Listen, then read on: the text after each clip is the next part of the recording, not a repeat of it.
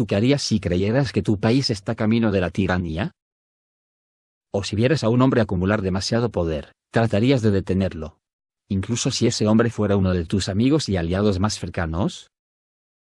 Estas fueron las preguntas inquietantes que el senador romano, Marco Junio Brutus, que gobernó Roma en el año 44 a.C., se formuló. El año que Julio César fue asesinado. Oponerse al poder sin control, no era solo una cuestión política para Brutus, sino que se trataba de una cuestión personal también. Él afirmaba disentir de Lucio Junio Brutus, quien ayudó a derrocar al rey tiránico Tarquinio el Soberbio. En lugar de tomar él mismo el poder, Brutus dirigió al pueblo en un juramento entusiasta, para nunca más permitir que un rey gobernara. Así Roma se convirtió en una república basada en el principio de que ningún hombre debería poseer demasiado poder. En aquel entonces, 4 siglos y medio después, este principio estaba amenazado. El ascenso de Julio César a la poderosa posición de cónsul había sido espectacular. Años de triunfos militares le convirtieron en el hombre más rico de Roma. Y después de derrotar a su rival, Pompeyo Magno, en una cruenta guerra civil, su poder estaba en su apogeo.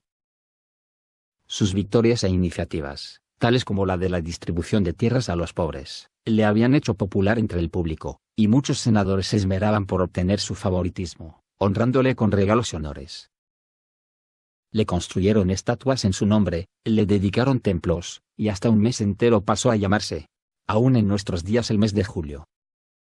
Y más importante aún, le fue otorgado también el título de dictador, que le otorgaba poderes temporales de emergencia en tiempo de guerra, y que le había sido otorgado a César también varias veces seguidas.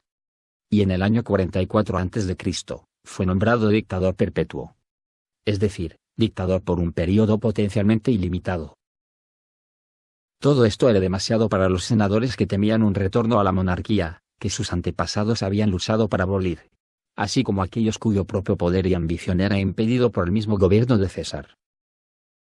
Así las cosas, un grupo de conspiradores que se hicieron llamar los Libertadores, comenzaron a discutir en secreto planes para asesinar a César.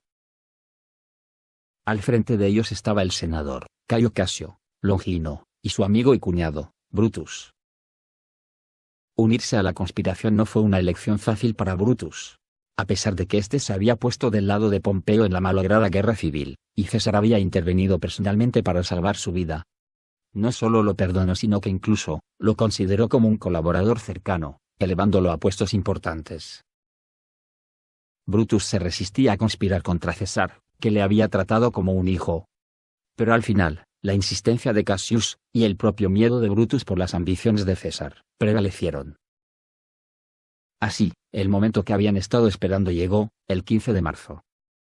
Y en una reunión del Senado celebrada poco antes de que César partiera hacia su próxima campaña militar, 60 conspiradores le rodearon, y desenfundando puñales de sus togas, le apuñalaron por todos lados.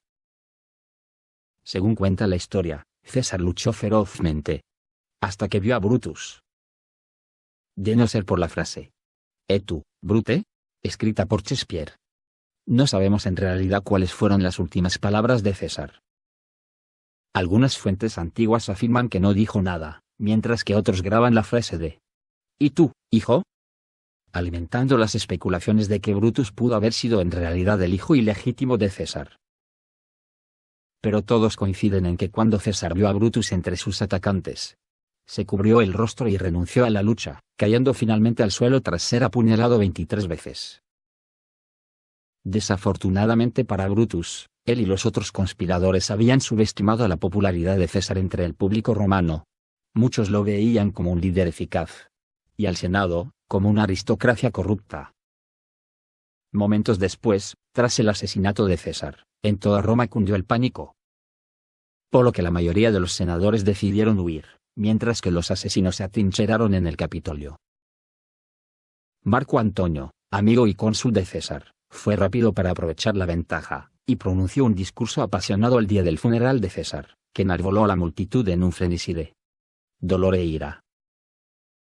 Como resultado de este complot, los libertadores fueron expulsados de Roma. Y el vacío de poder que siguió dio lugar a una serie de guerras civiles, durante las cuales Brutus, frente a una derrota segura, se quitó la vida. Irónicamente, el resultado final sería el contrario de lo que los conspiradores tenían la esperanza de lograr: el fin de la República, y la concentración del poder bajo el cargo de emperador. Las opiniones sobre el asesinato de César estaban divididas desde el principio y han permanecido así con el pasar del tiempo. En cuanto al propio Brutus, pocas figuras históricas han inspirado un legado tan conflictivo.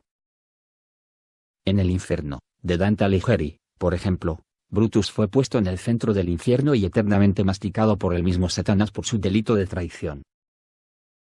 Pero en los viajes de Gulliver, de Swift, se le describe como una de las personas más virtuosas y benevolentes. La interpretación de Brutus, ya sea como un luchador abnegado contra la dictadura, o un traidor oportunista, ha cambiado con las mareas de la historia y la política. Pero aún en la actualidad, a más de 2000 años más tarde, cuestionamientos acerca del precio de la libertad, el conflicto entre lealtades personales e ideales universales, y consecuencias no deseadas, permanecen más relevantes que nunca.